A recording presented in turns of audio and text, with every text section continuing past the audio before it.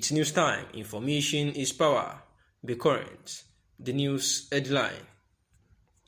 10 killed, many injured. Houses burnt as soldiers, youth clash in Imo. No fewer than 10 persons were feared dead Friday as soldiers crashed with youths of Umuoku Izombe community in Oguta local government area of Imo State. About 12 houses, including the palace of the traditional ruler of the community, Eze Pius Muforo, were reportedly burnt and 15 others destroyed. One Catherine Okebata and C.A. Onyeuku were said to be among those whose houses were reportedly burnt. It was gathered that trouble started when soldiers in the area had a misunderstanding with some youth of the community over crude oil bunkering activities. Bunkering activities are said to be one of which is on the increase in Izombe, Iziosu, and Ozobodo lately. According to a source in the area, soldiers at the height of the misunderstanding allegedly shot and killed a youth of community whose name was given as Chukwunso Iherue.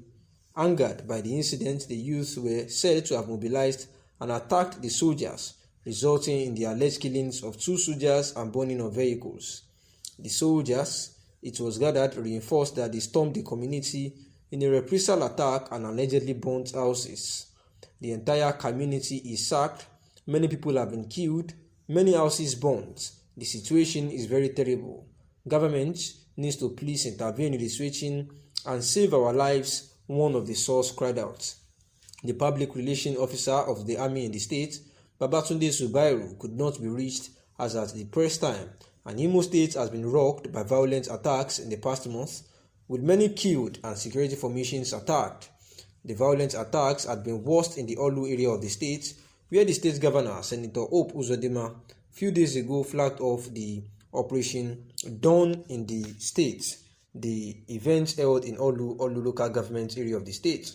And here's the news that no fewer than 10 persons are dead as soldiers had actually clashed with the youth in the environment. And this was just after it was said that the elders had left the southeastern region, and now they are still yet facing a whole lot of mayhem in the southeastern region. Spokesman for the group, Saleh Al-Hazan, said it only shows that Fulani elders were never the problem.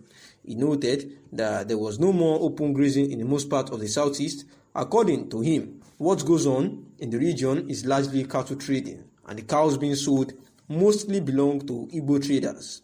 Al-Hazan said that nonsense you see in the southeast is a manifestation of their frustration. They will continue burning their cities, killing themselves. Now that the herders are not there, they are still killing themselves. Sometimes they wear Fulani attire to continue to commit heinous crime.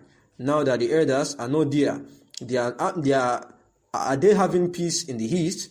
Al-Hazan added that the constant sit-at-home orders given by the indigenous people of Biafra, which are being violently enforced, have led to the loss of cattle, hence the exit of Mieti Allah of elders. Those Biafrans are shooting and killing their animals. Those making noise in the media are cattle traders. They will not go anywhere. The cows you see there now belongs to the Igbo, he stated.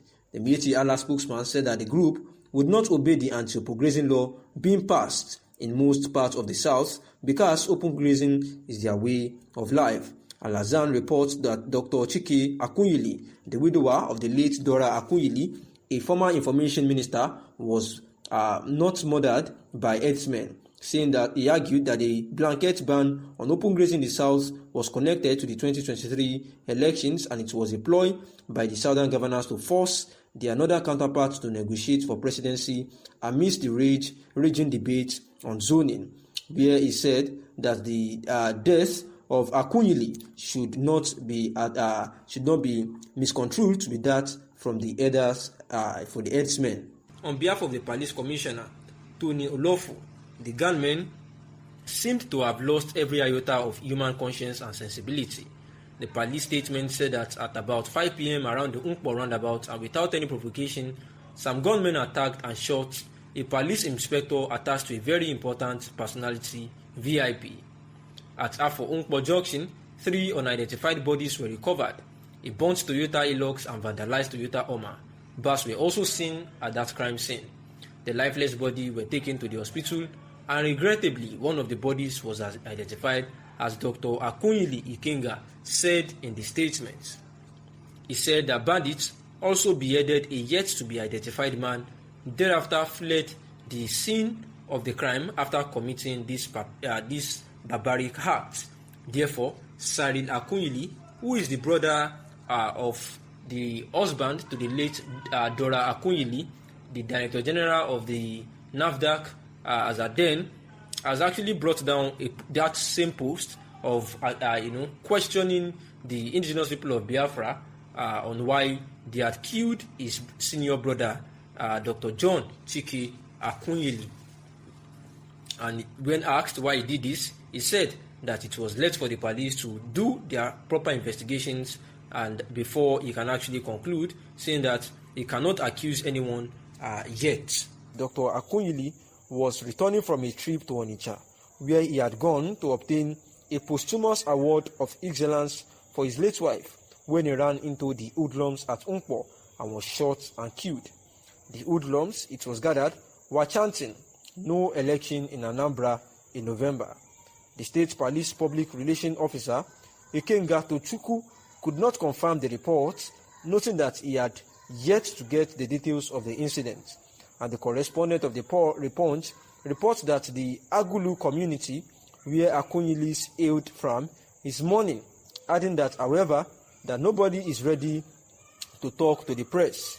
A former vice president of Agulu community, who is also a retired information officer with the Federal Ministry of Information, confirmed the incident to the correspondent of the Punch on telephone, but asked for publications to be delayed without giving reasons. The Anambra State Commissioner for Information also confirmed the incident, but asked to be given time to obtain clearance to discuss the issue.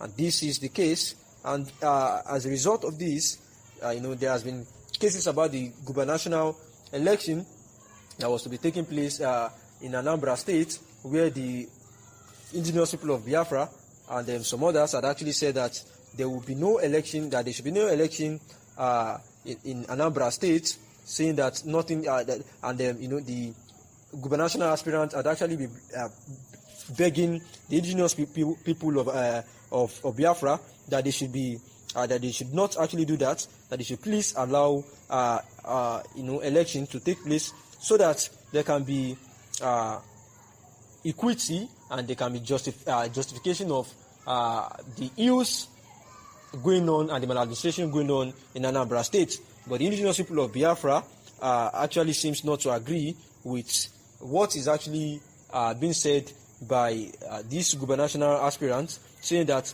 regardless of what it is, there should be no election in Anambra State.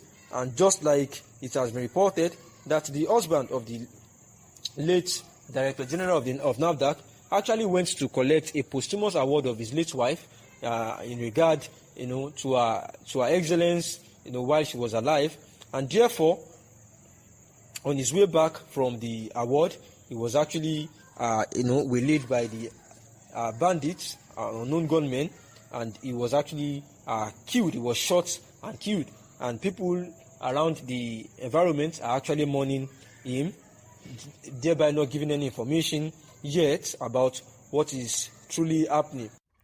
And although investigation is still going on this killing and amongst other killings in the southeastern part of the country, it is needed that everyone stays on guard and stays safe. Thanks for listening.